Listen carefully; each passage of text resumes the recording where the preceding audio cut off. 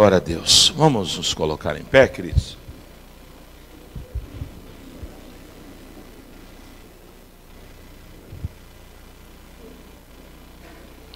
Pedir que você abra a tua Bíblia comigo na carta de Paulo aos Efésios, capítulo 5.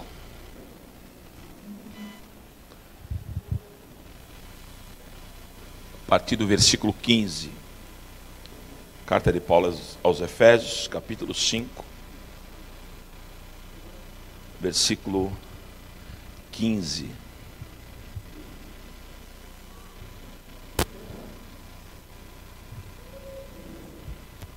Todos acharam? Diz assim a palavra do Senhor: portanto, vede prudentemente como andais, não como necios, e sim como sábios, remindo o tempo, porque os dias são maus. Por esta razão não vos torneis insensatos, mas procurai compreender qual é a vontade do Senhor. E não vos embriagueis com vinho, no qual há dissolução, mas enchei-vos do Espírito, falando entre vós com salmos, entoando e louvando de coração ao Senhor, com hinos e cânticos espirituais, dando sempre graças por tudo ao nosso Deus e Pai, em nome de nosso Senhor Jesus Cristo, sujeitando-vos uns aos outros no temor de Cristo. Amém? Pai, nós te louvamos, Senhor. Peço que nesta hora o Senhor possa estar me usando pela tua graça e pela tua misericórdia, que eu seja apenas um mero instrumento, porque nós entendemos que é o teu Espírito que fala com a tua igreja. Que o Senhor possa estar, através do teu Espírito Santo, nos ministrando e nos ensinando a cada dia mais sermos uma igreja melhor. Não uma igreja melhor para o homem, mas uma igreja melhor para o Senhor. Por isso que nesta manhã o Senhor descortine o nosso entendimento, a nossa visão, e que nós sejamos ministrados pela tua palavra. Eu te louvo, te agradeço, te exalto em nome de Jesus. Amém. Amém? Pode sentar, queridos.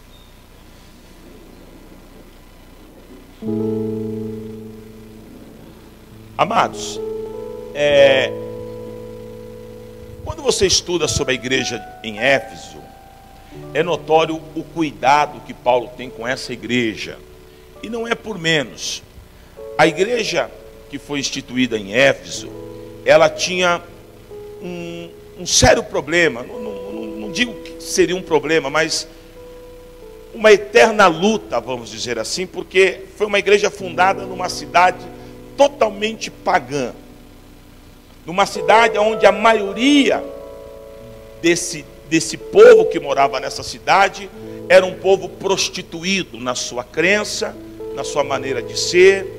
Havia instaurado dentro da cidade de Éfeso, um culto pagão a uma entidade demoníaca chamada Diana dos Efésios. Dentro do templo de Diana havia cultos, culto pagão, onde dentro do próprio templo havia toda uma prostituição. Era assim uma cidade terrível. E quando Paulo instaurou essa igreja lá, Paulo sabia do zelo e do cuidado que essa igreja deveria ter. E do entendimento. Não poderia ser uma igreja crua, uma igreja insensível ao Espírito, porque eles venceriam essa guerra espiritual, obviamente, movidos pelo Espírito. Por isso que Paulo dá toda uma atenção para essa igreja. Por isso que no capítulo 6, a partir do versículo 10, Paulo fala sobre a armadura espiritual. Então, Paulo está formando uma igreja ali que tenha uma visão espiritual, uma visão de guerra, uma visão de batalha espiritual. Agora, o que estava acontecendo? Embora todo esse zelo, esse cuidado de Paulo, Paulo estava notando que alguns irmãos estavam pegando atalhos, E se você prestar atenção nesses versículos que eu li, os dias ali, o momento que a igreja estava passando ali, era um momento difícil, eram dias maus, Deixa eu só abrir um parênteses aqui. Esses dias eu estava conversando com um dos nossos professores, lá no meu curso de convalidação, porque é muito comum a gente falar que os dias hoje são muito difíceis, que a igreja está prostituída, que acontece um monte de coisa. E ele me falou uma coisa, é verdade. Ele falou: olha, Muita gente fala isso, mas se você for lá 55 anos depois de Cristo, que foi quando instaurou lá a igreja em Coríntios, naquela época já tinha prostituição dentro da igreja. Não está escrito lá? Não está escrito lá que tinha divisão, tinha prostituição, que o filho, o próprio filho saiu com a madrasta, traiu o próprio pai. Então, na verdade, essa questão de dias maus, não é só hoje, naquela época também teve, né? E hoje, mediante essa palavra que o Senhor ministrou ao meu coração, e por isso que eu estou até compartilhando, eu vejo, porque nós também estamos vivendo um momento mau, né, no nosso contexto de vida. Momento mau politicamente falando, né? Vocês viram aí, antes de ontem aí, toda a repercussão do caso aí do Lula. Nós estamos vivendo uma época onde a prostituição tem imperado, né? Eu estava até comentando com a pastora, ontem eu saí para almoçar com ela, e mais um casal de amigos, e mais uma pessoa, e a gente estava comendo assim, num lugar, e às vezes você fica até com vergonha, gente, nada, sei lá, né? Cada um tem uma forma de enxergar, né? A gente não pertence mais a esse mundo, mas hoje as mulheres não respeitam nem os maridos, irmão. E era a mulher que entra com o marido pelado, isso sai, mas não é uma, não é duas, é uma coisa assim que você fala, meu Deus do céu, né? Aí fora desse contexto você vê a violência, né? Hoje o camarada está andando de carro, um fecha o outro, os caras não é mais igual antigamente, né? Que às vezes você até discutia tal, mas hoje os caras já saem do carro, já se atracam no meio da rua, isso quando não puxa revólver, um atira no outro. Então nós vivemos um momento muito difícil, muito difícil. Na quinta-feira, pastor Luiz, negócio do carro? Quinta-feira eu estou aqui, o pastor Luiz ainda desesperado aqui, meu, fala, você não sabe da última. O que aconteceu? Parou um macumbeiro aqui, de frente do teu carro, cheio de guia, e começou a fazer uns trabalhos no teu carro aí. Eu falei, é para acabar, né, irmão? Aquele bateu na porta errada, né, irmão?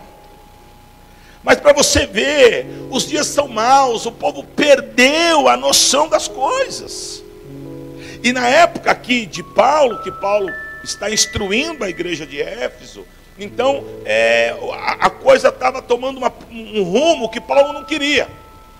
Então Paulo ele entendeu o seguinte, nós estamos numa cidade difícil, batalha espiritual, guerra espiritual, e a igreja aqui em nenhum momento ela pode perder o foco.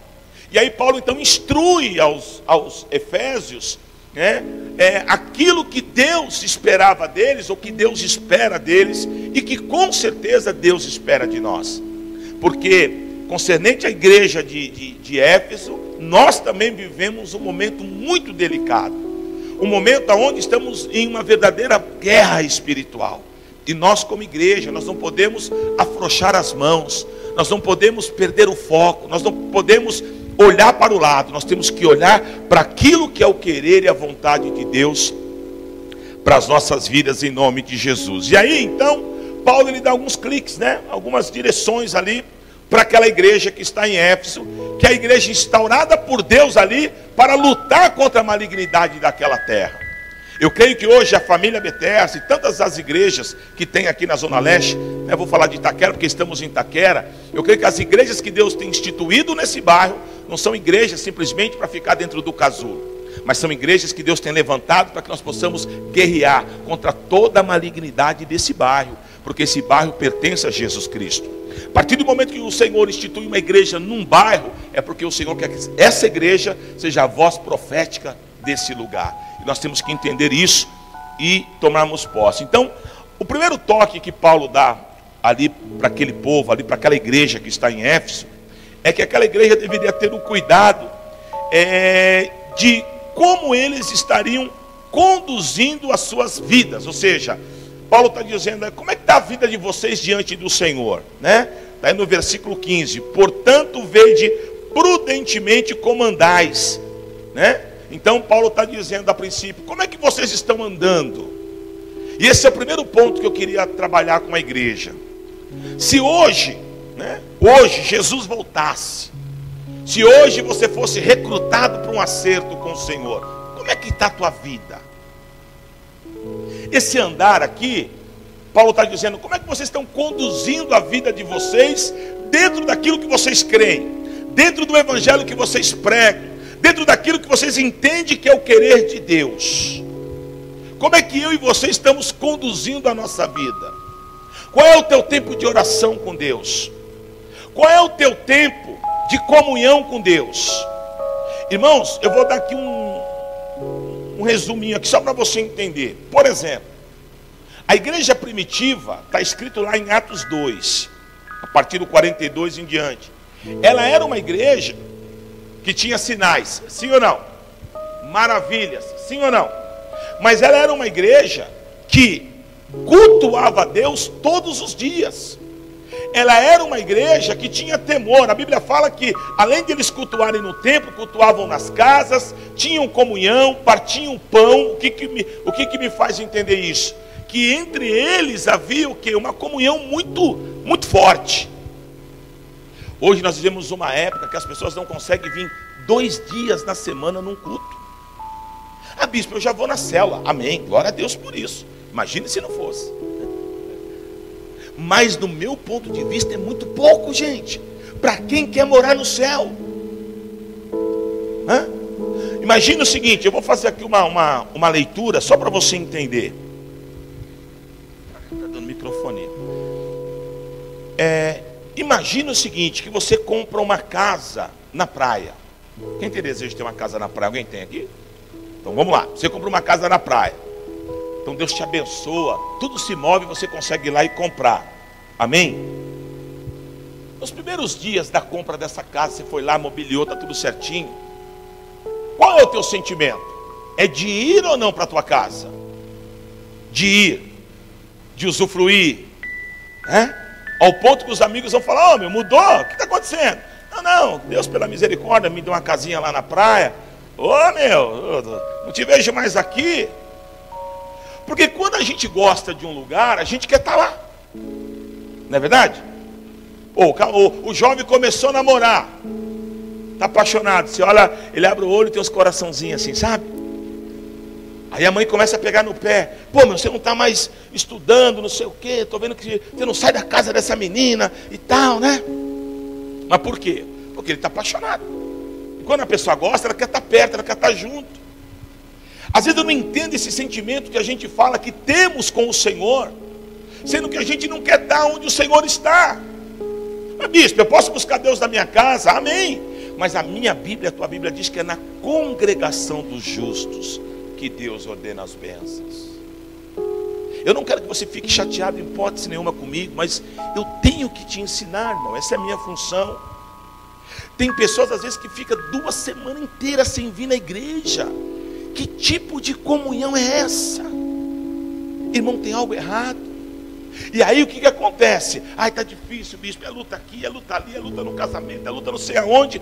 Mas isso é reflexo, é produto, é resposta da vida que você tem tido com Deus. Por isso que Paulo está dizendo: como é que vocês estão andando com Deus? Como é que está a vida de vocês com Deus? Porque a gente quer resultado, nós queremos respostas, nós queremos ver Deus agindo nas nossas vidas. Mas o que nós temos semeado diante de Deus? Como que eu quero ser abençoado se a minha aliança com Deus está totalmente imaculada? É igual um casamento. Como o teu casamento vai ser pleno se a tua vida conjugal está totalmente destruída, assolada? Se não há um contato, se não há um carinho, se não há um respeito, se dorme em cama separada, se dorme em casa separada, como que um casamento desse vai fluir? Como que uma vida com Deus vai fluir se a tua comunhão com Deus está maculada, está rompida? Se você não tem mais desejo de congregar e de buscar o Senhor, e também não busca ajuda, porque nós podemos passar por dificuldades, sim. Bispo, eu esfriei. Bispo, eu estou sem força. Bispo, eu não consigo. Mas por isso que você tem um líder de célula. E se ele não resolver, você tem um supervisor. E se não resolver, tem 8 pastores aqui na igreja. E se não resolver, tem o teu bispo. Mas você não pode ficar numa situação dessa. Você tem que lutar contra isso. Porque você não vai vencer as tuas lutas, as tuas adversidades, se você estiver andando de forma errada com Deus. Então Paulo está dizendo assim em Efésios: se vocês não mudar a forma de vocês andarem com Deus, se vocês perderem o foco, o diabo vai entrar. Vocês estão em guerra. Eu fico imaginando o coração de Paulo, porque eles estão numa cidade corrompida. Aqui, querido, tem uma guerra por trás de tudo isso. E aí eu pego esse ensinamento e trago para nós. Nós também não estamos no mar de flores, não. Estamos vivendo um momento delicado, difícil. Está tudo perturbado, está um espírito de confusão no nosso país. Está tudo difícil, está tudo desemprego, os casamentos arruinados, a prostituição tomando conta, os vícios acabando com as famílias. Nós vivemos num momento muito delicado. E qual tem sido a nossa postura como servos de Deus? Eu vejo muitos dentro da igreja, ao invés de se pegar mais com Deus nesses dias difíceis, sabe o que está acontecendo? Você, infelizmente, está se degringolando também para o lado errado e não pode. Nós temos que persuadir os de fora a vir conhecer a verdade, não os de fora te persuadir você ir conhecer o mundo. Nós estamos agora nesse semestre, muitos dos nossos jovens, mas muitos estão fazendo faculdade à noite. Cuidado.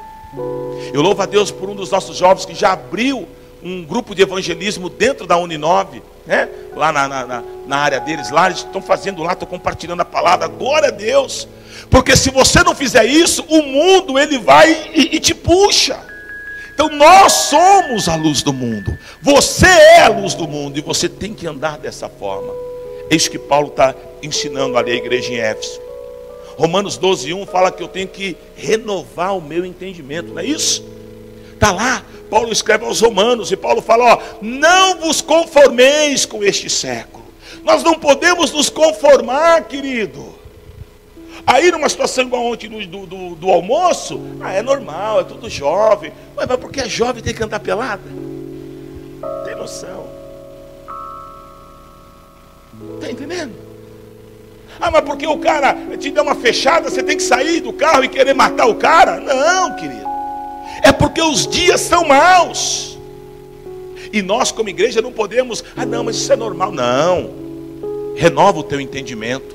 Não vos conformeis com este século. Isso para mim é absurdo, é errado. Uma certa feita, eu fui, nós estávamos lá em cima ainda, eu fui comprar uma faixa para a igreja, um evento que nós iríamos fazer. Chegamos lá no negócio do cara, lá na firminha do camarada. Meu irmão, eu lembro como hoje, foi uma coisa que marcou na minha vida. Eu entrei, o dono não estava, estava o filho dele. E aí eu falei, não, que eu vou enviar uma faixa. É com meu pai. Aí ele deu um grito no pai dele lá, o pai dele lá de cima também deu outro grito xingando ele. Aí ele me fala um baita de um palavrão pro pai dele, que só de pensar já me dá ânsia de vômito. E, gente, na hora eu me retirei do lugar, falei, que é isso? Eu estou no inferno? Pelo amor de Deus. Então é isso. Agora não, é porque nós estamos no século 21 que o filho vai xingar o pai? Não, eu não vou me conformar com esse século, querido. Eu tenho que, sabe, me alimentar da verdade, da palavra de Deus que cura, que liberta e transforma. Eu quero a minha família debaixo da verdade, debaixo da palavra. Eu quero a minha família debaixo da cura do Senhor. Por isso, querido, em nome de Jesus Cristo, abra o teu entendimento. Não deixe o teu entendimento ficar cauterizado com as mentiras que o mundo prega. Depois Paulo dá um segundo toque, um segundo clique aí para o pessoal aí, aos Efésios.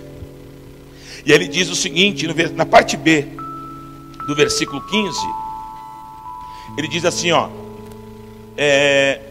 portanto, vede prudentemente como andais. Ele diz, não como nécios. Então ele está dizendo, olha, vocês não podem andar como insensatos. Em outras palavras, igreja, Efésios, nós estamos em meio a uma guerra. Nós estamos implantando uma igreja aqui. Vocês estão andando meio que abobados. Vocês não estão entendendo o propósito da coisa. Vocês não podem andar como tolo, né? Algumas traduções está tolos. E você sabe que muitas vezes, querido, é pesado o que eu vou falar, mas é uma verdade. As nossas atitudes são atitudes de tolo. E na Bíblia teve grandes homens de Deus que tiveram atitudes de tolo. Por exemplo, lá em 2 Samuel 24, se não me engano, quando Davi fez o censo. Na verdade não era pecado fazer o censo. Mas por que Davi fez? Davi fez porque Davi queria ser o cara em Israel. Ele foi o cara, mas o sentimento dele estava errado. Então ele mandou fazer para ver sobre quantos que ele estava mandando. Então era algo dele pessoal, um ego dele. Por isso que Deus se vira contra ele. Amém? Davi foi tolo. Depois lá na frente ele pede perdão, né? Ele vai e se conserta lá. quando ele vai lá na ilha de Araúna, lá, enfim. Por quê? Porque agiu de forma errada. Amém? As virgens de Mateus 25, né? Teve as prudentes e teve as tolas. As tolas, elas tinham uma marca. Elas não tinham a presença do Espírito Santo. As tolas estavam desapercebidas ao contexto da vinda do noivo. Então, como Paulo está dizendo aqui, Efésios, nós estamos em meio a uma luta, não sejam tolos. Betesda, Jesus está voltando, não podemos ficar desapercebidos. Tem um monte de gente na igreja, querido, que o ano ainda não começou.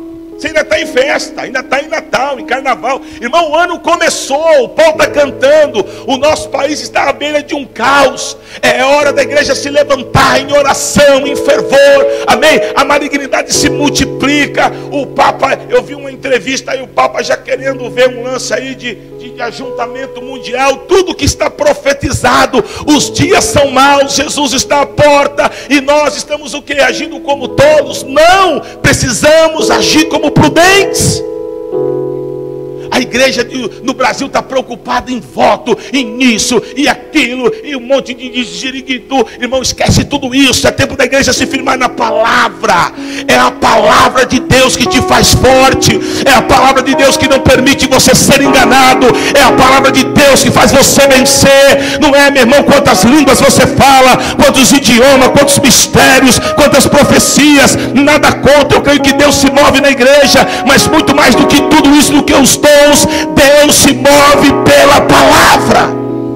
É ela que te faz ficar de pé. Amém? E tem muita gente se desprendendo da palavra e agindo como nécio, como insensato. 1 Samuel capítulo 15, Saul foi tolo. O Senhor deu uma orientação para ele através de Samuel: vai lá e acaba, mata todos os amalequitas, mata animal, mata tudo. E ele foi, matou os amalequitas, mas trouxe o rei Agag vivo e trouxe os animais, desobedeceu, foi tolo e perdeu a sua condição de bênção. Então, querido, não ande como insensato. Ao contrário disso, o terceiro toque que Paulo dá, Paulo diz, vamos ler o versículo 15, parte C, diz assim, ó: não como nécios, e sim como sábios. Aí diz aí, remindo o tempo, porque os dias são maus. Amém? Irmão, esse remindo o tempo, a palavra remir aí no grego, ela tem uma outra conotação. A gente perde muito, infelizmente, na tradução, né? A palavra remir aqui, no grego, ela quer dizer aproveitar as oportunidades. Ao ponto que na Bíblia NVI, que é uma Bíblia mais atualizada, você vai ver que lá está escrito isso, aproveitando as oportunidades e tal. Então Paulo está dizendo aqui, olha, você tem que ser sábio e aproveitar as oportunidades. Eu estava agora saindo de manhã da minha casa, saí da garagem, estou vindo, a minha rua está infestada de testemunha de Jeová, batendo na porta. Uma coisa eu aprendo nesse quesito: embora eles estejam pregando algo errado, algo herético, mas o que eu entendo?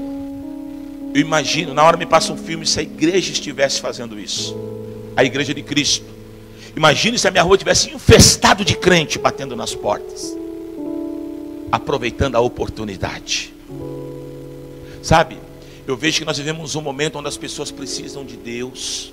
Nós vivemos, embora um momento delicado, difícil e mau, mas vivemos um tempo onde as oportunidades, elas estão escancaradas, onde as pessoas precisam de Jesus, aonde às vezes os meninos daqui da igreja, eles saem para evangelizar, eles falam: bispo, cada experiência uma mais poderosa do que outra. Às vezes você bate na casa, você começa a falar de Jesus, as pessoas mandam entrar, ela toma café, eu estou precisando. As pessoas estão necessitadas do amor de Cristo. Só que a igreja hoje, ela não aproveita as oportunidades, porque muitas vezes gasta muito mais tempo falando mal da vida do outro, olhando para a vida do outro, falando mal da igreja, falando mal do pastor, falando mal não sei de quem. Ô irmão, não vou mandar como nécio, isso é coisa de nécio. Ande como sábio. E o sábio diz em Provérbios que quem ganha almas aproveite as oportunidades. Eu vi lá os meninos, olha que coisa tremenda. Estou lá na faculdade, um que gosta de Jesus, o outro, formar um grupo, vamos montar um GE aqui na classe. Montaram, oportunidade, aproveitaram. Por quê? O que mais tem na faculdade é neguinho te chamando, vamos ali tomar uma birita ali no bar, vamos tomar uma cerveja, né? Vamos tomar um uísque, vamos sair com as meninas, é o que mais tem. Mas eles aproveitaram a oportunidade, amém? E já entraram com a palavra. Então, querido, seja sábio, use a tua vida com Deus. Paulo está falando aos Efésios, não perca as oportunidades. Tanta gente aqui que está contaminada com essa malignidade de Ana dos Efésios, tanta gente aqui que está prostituída, amém? Não perca as oportunidades, sejam sábios, preguem a palavra de Deus, preguem o amor de Cristo. Sabe, querido, nós precisamos ser sábios. Desculpa, gente, hoje a gente vê assim, extremos no evangelho, é muita papagaiada, e o povo está perdendo isso aqui, a essência da palavra, é isso que faz você ficar de pé. É isso aqui, ó, isso tem poder. Foi um dia um homem, num púlpito como esse, pregando uma palavra dessa, que esse camarada estava lá destruído, e a palavra entrou. E eu falei, eu quero isso para a minha vida. E a minha história foi mudada. Seja sábio, querido, não seja tolo, amém? Aproveite a oportunidade, porque os dias são maus.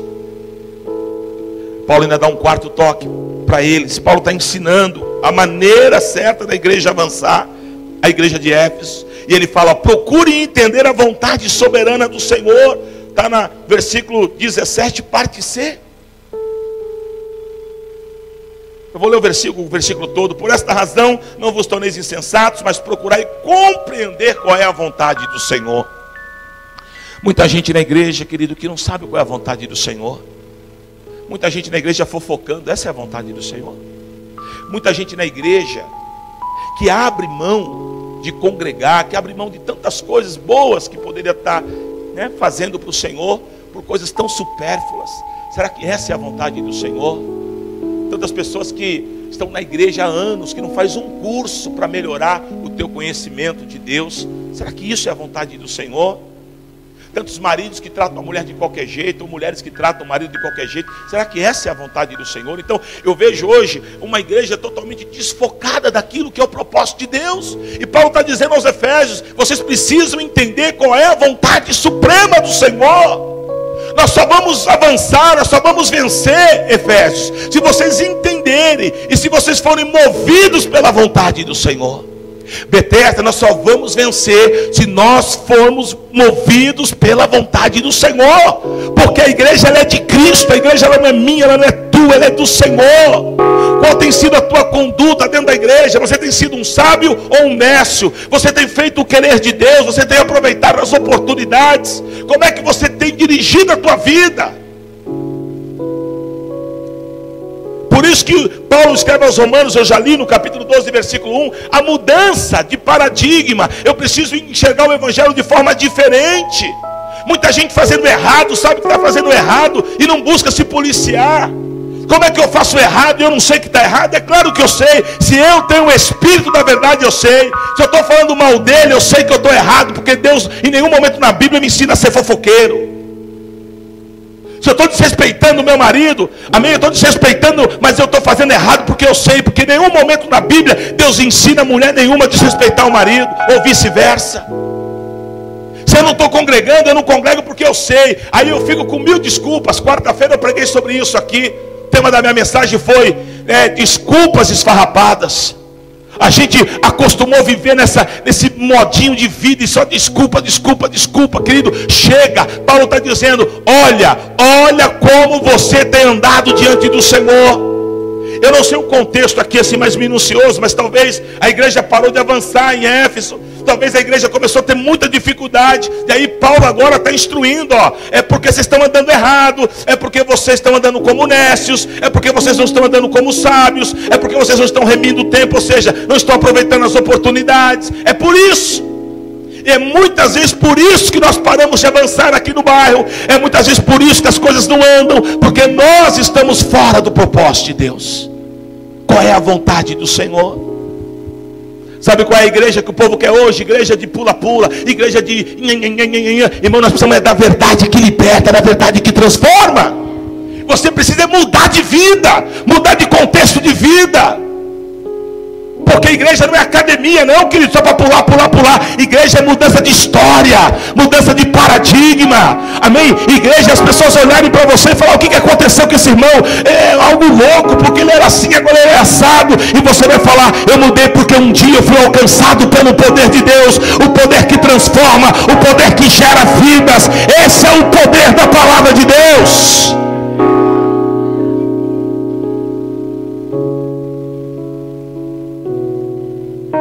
Estava vendo uma mensagem esses dias do reverendo Augusto Nicodemos.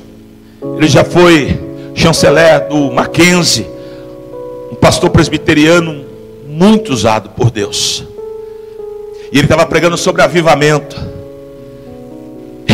E ele falou algo muito interessante. A gente vê tanto falar de avivamento. Ele disse o seguinte: o maior avivamento é quando o marido começa a respeitar a esposa pelo poder da palavra. Quando o filho começa a respeitar o pai pelo poder da palavra. Quando a igreja é uma igreja curada. Quando cessam os escândalos. Essa é uma igreja avivada. Quando as pessoas começam a mudar de conduta. Essa é uma igreja avivada. A gente confunde avivamento com criancice. Esse é o problema. A gente acha... Irmão, eu não estou pregando contra o poder de Deus não. Porque eu fui gerado no poder. Eu sei bem o que eu estou falando. Eu creio num Deus que, se Ele quiser, Ele estremece esse lugar aqui. Eu creio nesse Deus, porque um dia Ele estremeceu a minha vida. Eu creio num Deus que toca, porque um dia eu fui impactado por Ele. Mas hoje eu vejo muita gente disputando quem pula mais, quem tem mais cara de espiritual. Irmão, o maior avivamento é quando as mudanças começarem a acontecer dentro da tua vida. Efésios, não adianta, eles são lá da pá virada, da Diana dos Efésios. Não adianta vocês ir lá só ficar, Não, vocês têm que ir lá com conduta diferente. Aqui Paulo dizendo, com conduta diferente, sabendo a vontade do Senhor. Qual é a vontade do Senhor, querido? Eu vejo muita gente que se diz que é tão avivado e anda totalmente fora da Bíblia. Como é que é isso? É óbvio que a presença do Espírito, a unção de Deus, sem ela a gente não é nada. Aliás, continuando a ler aqui, é o quinto toque que Paulo dá para eles, Além deles entenderem a soberana vontade do Senhor, aí Paulo diz: e enchei-vos da presença do Senhor. Está aí no versículo 18. Paulo diz: não se embriagueis com vinho, o qual há dissolução, mas enchei-vos do Espírito Santo. Mas na minha concepção, ser cheio do Espírito Santo tem que trazer mudança. Sim ou não? Tem que trazer mudança. Se você pega um copo de água aqui, ó. Quem está vendo a água aí? Se eu jogar aqui um café dentro, o que vai acontecer? Vai mudar. Como é que o Espírito Santo visita a vida do Fábio e não tem mudança? Sabe? É igual uma criança que tomou um medicamento para a garganta continua doendo. E aí, filho, não, estou bem, mas lá dentro está doendo. Tem que ter mudança interna. O avivamento vem de dentro para fora. Como que você é avivado se você não gosta de cultuar a Deus na semana? Como que você é avivado se você só pensa nas coisas desse mundo? Irmão, nada contra, mas tudo é importante para você. A tua casa, o trabalho, os projetos, tudo. E glória a Deus por isso. Mas como que tudo isso é importante em Deus? Nem sei aonde Ele está nessa fila. Que avivamento é esse?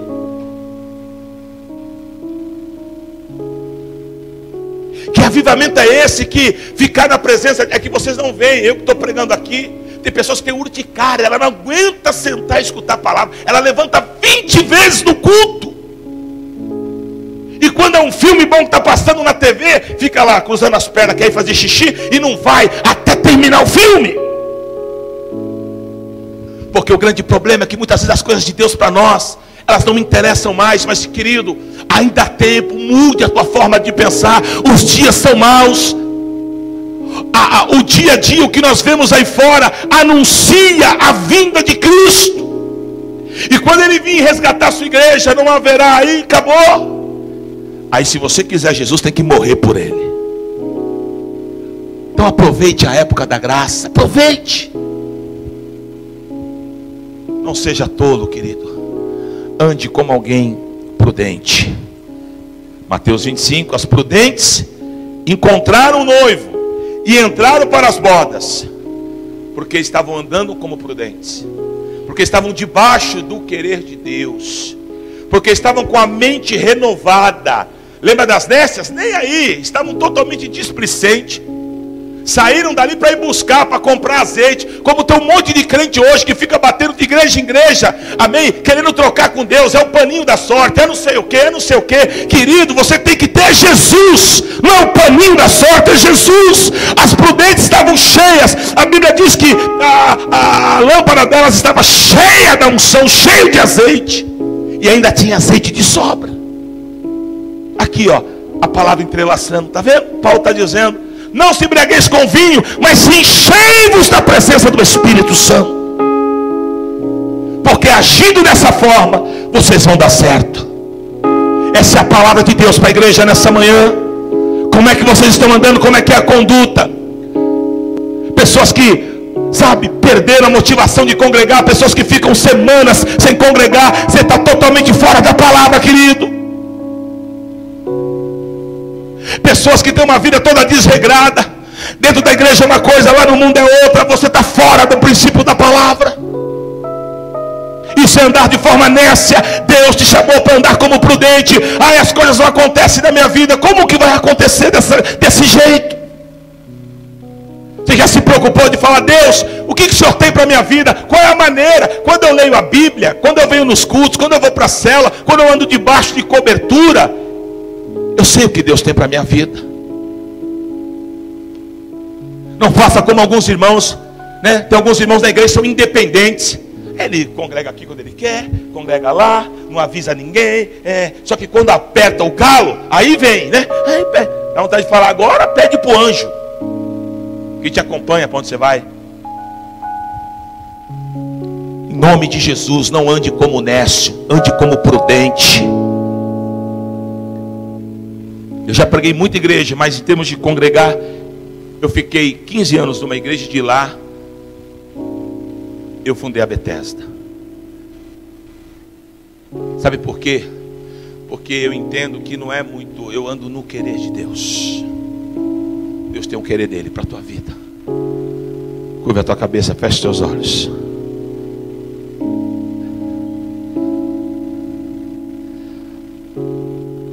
Remie o tempo, aproveite as oportunidades.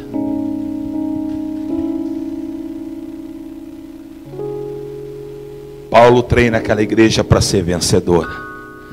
Deus quer treinar a nossa igreja para que sejamos vencedores. Antes de orarmos juntos para terminarmos, eu queria fazer um convite para você. Talvez que entrou aqui hoje a convite de alguém. Talvez você ainda não entregou a sua vida para Jesus Cristo. Talvez você entrou aqui com um vazio no teu coração. Talvez até por questão de criação, você é alguém temente a Deus. Até por questão cultural, o nosso país é um país que teme a Deus, assim, nas entrelinhas, né?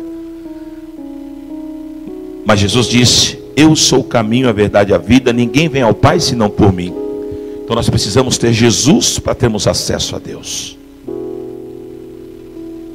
Por isso eu queria fazer esse convite. Se você entrou aqui hoje e não entregou ainda a sua vida para Jesus, e você queria fazer isso nessa manhã, você queria, mediante essa palavra: bispo, eu quero andar na lei de Deus, eu quero aprender com Deus, eu quero aprender com a palavra, e eu estou aqui para isso nessa manhã. Se você quer essa mudança na tua vida, eu queria que todos ficassem com a cabeça curvada, para ninguém se constranger. E aí você com a cabeça curvada, se você quer essa mudança, se você quer ver Cristo atuando na tua vida, levante uma das suas mãos, entregue a sua vida para Ele hoje. Glória a Deus pela tua vida, senhora. Que mais? Glória a Deus lá no fundo. Vocês vêm para mim aí que eu não estou vendo direito aqui, tá? Mais alguém? Levanta a tua mão, não perca essa oportunidade. Acabei de pregar, oportunidades são únicas. Você não sabe daqui 5 minutos o que vai acontecer, nem com você, nem comigo. A gente não pode perder as oportunidades. Mais alguém? Você que porventura está desviado dos caminhos do Senhor. Ah, bispo, eu ia numa igreja, eu fui ferido, eu fui machucado, aí eu abri mão e acabei indo embora. Mas mas eu queria voltar, eu queria servir a esse Deus. Se você está nessa condição e quer voltar para Jesus hoje, levanta a tua mão, volta para Ele hoje. Ele está te chamando. Glória a Deus, querido, glória a Deus, querida, glória a Deus aqui no meio, aleluia. Quem mais? Levanta a mão, Jesus está te chamando, porque Ele te ama. Às vezes até as machucaduras, o diabo, ele faz todo esse enrosco aí, para nos tirar da presença de Deus. Mas Jesus ama a tua vida. Vamos nos colocar em pé, queridos. Eu vou pedir por gentileza essas pessoas que levantaram as mãos, que vem essa aqui embaixo assim, aqui na frente. Não precisa ter nenhum tipo de constrangimento nem vergonha.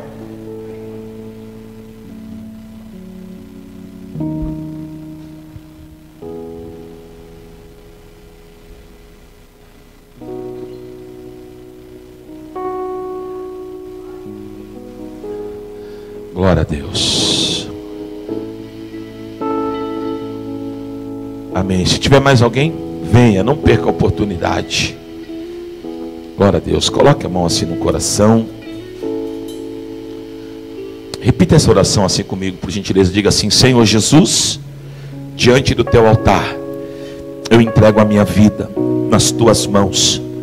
Perdoa os meus pecados, perdoa as minhas falhas, e escreve, Senhor, ainda hoje, o meu nome no livro da vida. Porque a partir de agora, eu te reconheço e te recebo como meu único e suficiente Salvador. Em nome de Jesus. A igreja estenda as mãos para cá. Pai, nós abençoamos essas vidas. Umas estão voltando para a casa do Pai, outras estão entregando a sua vida hoje pela primeira vez. Que o Senhor possa estar abençoando, agraciando com a tua presença, com o teu poder. Nós declaramos sobre cada um deles a tua bênção. Marca-os para um novo tempo, uma nova história. Eu os abençoo com toda sorte de bênçãos. Em nome de Jesus, em nome de Jesus. Amém. Amém. Deixa eu bater um papinho com vocês aqui rápido. Nós somos uma igreja em células. Por que nós somos uma igreja em células? Eu gosto de falar porque há muitos anos atrás, quando o G12 chegou aqui no Brasil, teve um pouquinho de mal entendido. Isso criou às vezes até em pessoas um pouco de resistência. Só que nós não temos nada a ver com o G12, né? Nós somos uma igreja em célula porque, na visão do MDA, porque entendemos que com as células a gente pode pastorear mais de perto. O bispo não consegue pastorear todo esse povo à noite, mais um monte de gente, não dá, ainda que eu queira. Eu estou aqui para servir ao Senhor, mas com o líder mais perto fica mais fácil, né? Deu um problema aqui, por exemplo, casal. Então é bom ir numa célula familiar. Lá o líder vai te dar todo o respaldo, né? Geralmente ele vai ter a esposa que vai dar o respaldo para ela. Então isso é muito bom, né? O Saulo, que já é jovem, já sabe como é que funciona, vai num dos jovens, ou até casal mais jovem, enfim. A irmã, não sei se a irmã é casada ou não, mas enfim. Aí você vai procurar a célula e ali você vai ter todo o respaldo, né? Aí se o líder, é claro que o líder lá, teoricamente ele não é um pastor ainda, né? Mas ele é alguém que quer o teu bem. Se ele não souber fazer, ele vai vir nos procurar. Mas ali vai ser bom para inserir vocês na igreja. Aí vai para uma célula, tem 15 pessoas, conhece as 15? Já está tomando café, já está brincando. Aí fica mais fácil para conhecer o resto, né? Do que chegar às vezes sozinho na igreja, ficar meio assim e tal. Tá bom? A gente quer cuidar de vocês, óbvio, se vocês permitirem, tá?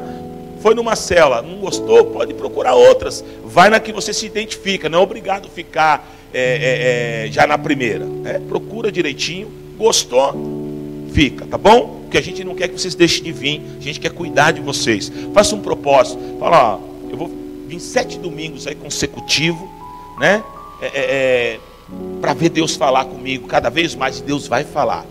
Por que eu falo 7 domingos? Que eu acho que é um tempo, não é nada místico não, viu? Que eu acho que é um tempo que dá para Deus trabalhar a vida de vocês na questão, para quem está chegando, tá bom? A gente ama a vida de vocês não sabem o privilégio que é poder receber vocês aqui hoje. Glória a Deus, tá bom? Lá no fundo tem um pessoalzinho lá do Boas-Vindas, ele vai anotar o nome de vocês lá, depois a gente vai mandar um e-mail, tá?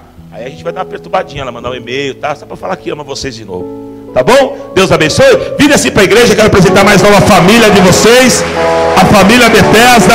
Recebe o abraço da igreja. Em nome de Jesus. Glória a Deus. Recebe o amor de Cristo.